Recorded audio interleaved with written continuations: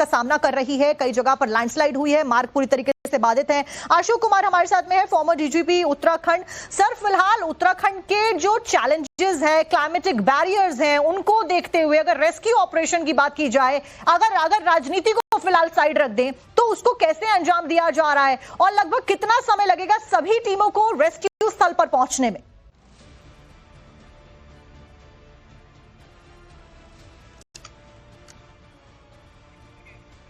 Sir please आप अपने आप को अनम्यूट करिए, आपका म्यूट है।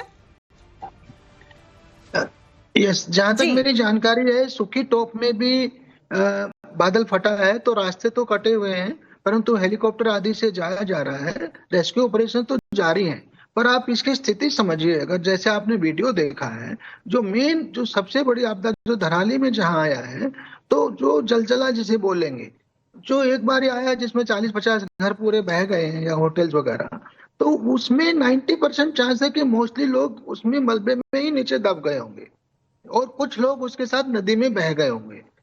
और तीसरी पार्टी वो होगी जो कुछ लोग बच करके साइडों में चले गए होंगे। तो जो साइड में चले गए उनको बचा करके वापस लाना जरूरी है। जो नदी में चले गए वो भी नदी के किनारा पकड़ सकते हैं, वहां से भी रेस्क्यू हो सकता है। पर जो मलबे के नीचे डायरेक्ट उसी जगह मलबे के नीचे दब गए, उनकी बचने की संभावना मुझे कम लगती है। फिर भी ये ऑपरेशन तीनों जगह होना है। एक तो घटनास्थल के चारों ओर जो पहाड़ी क्षेत्र हैं, जैसे केदारनाथ की टाइम में भी हुआ था, बहुत सारे लोग वहां से हटके दूर 1-2-3-4 किलोमीटर चले गए थे उससे बचने के लिए। तो ऐसे लोगों को खोज करके वापस रेस्क्यू करना है। बहुत सारे लोग नदी किनारे जाके भी किनारा पकड़ सकते हैं, वहां पे अटके पड़े हो, नहीं निकल पा रहे हो, उनकी बॉडी में क्षमता नहीं बची हो, कहीं पेड़ में अटके हो किनारे, तो उनको ढूंढ के लाना है।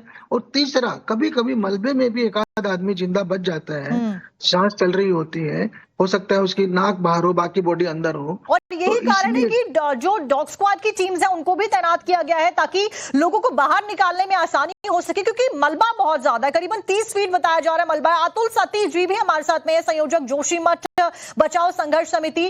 फिलहाल किस तरीके से ऑपरेशंस चलाए जा रहे हैं? और जोशीमठ में भी हमने देखा था कि कैसे दरारें आई थी और वो तस्वीरें सामने आई थी। केदारनाथ में भी आपदा हम सब ने देखी और उसके बाद में ये सबसे बड़ी त्रासदी आप कहिए कि आपदा इस साल की कही जा रही। हाँ, निश्चित ही बहुत बड़ी आपदा है। अगर जनहानि की दृष्टि से देखें तो बड़ी आपदा है, लेकिन जो है इससे बड़ी आपदाएं उत्तराखंड ने देखी हैं। 2013 में, 2021 में आपदा थी उत्तराखंड में। तो ये लगातार जो है ये सिलसिला है आपदाओं का, पूरा हिमालयी क्षेत्र जो है इनको झेल रहा है।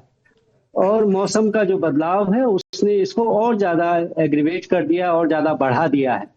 तो उसके साथ ही जो है अगर इसमें मिक्स कर ले हमारी सरकार की जो विकास की योजनाएं हैं, उन्होंने जो है इसमें और ज्यादा बढ़ोतरी करवा दी है। तो अभी तो फिलहाल जो है रेस्क्यू की बात की जा रही है, लेकिन जैसा अभी मैं पूर्व वक्ता को सुन रहा था, तो जिस तरह से रेस्क्यू ऑपरेशन चलता है 2021 में हमने देखा कि वहां जो है फंसे हुए लोगों को निकालना कम प्राथमिकता हो जाता है और जो है उनकी कुछ प्राथमिकता और हो जाती है। तो लेकिन अभी तो रास्ता भी वहां बंद है, बहुत विपरीत मौसम चल रहा है, लगातार बारिश हो रही है। ऐसे में कितने लोगों को बचाया जा सकेगा तो संभव नहीं लगता। हम तो समझते थे कि आपदा आने के बाद प्राथमिकताएं कुछ और हो जाती हैं, जैसे कि मतलब आप थोड़ा डिटेल में बताएं तो बेहतर होगा कि क्या प्राथमिकताएं हो जाती हैं, क्योंकि जितनी टीमें सर मौके पर मौजूद है फिलहाल, तो उन सबकी प्रायोरिटी यही है कि जितने लोग फंसे हुए हैं, जितने लोग मलबे के नीचे हैं, जो कि कई 100 बताए जा रहे हैं लगातार, उनको सुरक्षित किसी तरीके से बाहर निकाला जाए। खुद मुख्यमंत्री ने भी कहा कि हमारे लिए एक एक जान बहुत ज्यादा कीमती है, अभी वो सर्वेक्षण करने के लिए जब पहुंचे। नहीं, ठीक है, वो मुख्यमंत्री जी कह रहे हैं, लेकिन जो काम करने वाले एसडीआरएफ एनडीआरएफ के लोग हैं वो बहुत विपरीत परिस्थिति, आप स्वयं कह रही हैं कि वहाँ बहुत मलबा है और मलबे के अंदर कोई 24 घंटे से अगर फंसा हुआ है तो उसके जीवित रहने की कितनी संभावना है और उसको कैसे निकाला जा सकता है, जबकि इतना विपरीत मौसम है और मलबा जिस तरह का आया है उसमें। तो मैं ये कह रहा था कि ये जो हमारी सरकारें जो है आपदा आने के बाद सक्रिय होती हैं, आपदा से पूर्व जो तैयारी होनी चाहिए हमारी है। अतुल सतीश जी, जब उत्तराखंड के अलग राज्य की मांग की जा रही थी, अलग अलग तरीके की मुहिम चलाई गई थी, लेकिन राजनीति बहुत ज्यादा इस पूरे मुद्दे के ऊपर की जा रही है। प्रायोरिटी पहले ये होनी चाहिए कि लोगों को बचाया जा सके, संरक्षण किया जा सके जगहों का, ऐसी आपदाओं से लोगों को नुकसान ना हो, जनजीवन अस्त व्यस्त ना हो, लेकिन इसके ऊपर क्या राजनीति करना ठीक है? मुझसे पूछ रही हैं? जी हेलो जी। हाँ, नहीं तो ये तो जो है ना, लगातार ये सवाल अगर उठ रहे हैं, अगर ये इस समय नहीं बोलेंगे तो इसका अवसर कब है बोलने का? क्योंकि पहले भी सरकार सुनती नहीं है। आप मतलब कोई भी मीडिया जो है तभी वहां कवर करता है जब ये आपदा आती है। उसके बाद तो जो है 10 दिन बाद, 4 दिन बाद तो ये सब शून्य हो जाएगा। तो यही अवसर है बोलने का, यही अवसर है ये सरकार को। लेकिन विपक्ष भी तो तभी बोलता है ना सर, जब ऐसी आपदाएं हो जाती हैं, उससे पहले तो कोई नहीं आता एनवायरमेंटल की मुहिम लेकर कि एनवायरमेंट बचाइए, आप ये करिए। उससे पहले तो सबको राजनीति करनी होती है। मनोज काका हमारे साथ में स्पोक्स पर्सन समाजवादी पार्टी से जुड़े हुए हैं। मनोज काका जी, अखिलेश यादव ने पोस्ट करके जाहिर तौर पर एक इनडायरेक्ट मैसेज सरकार को जरूर दिया और सरकार के ऊपर निशाना जरूर साधा। क्या आपको नहीं लगता ये समय लोगों के साथ में खड़े होने का, सरकार के साथ में खड़े होने का, क्योंकि एक बड़ा चैलेंज यहाँ पर डिजास्टर मैनेजमेंट के सामने है? उस बीच अखिलेश यादव का ये बयान।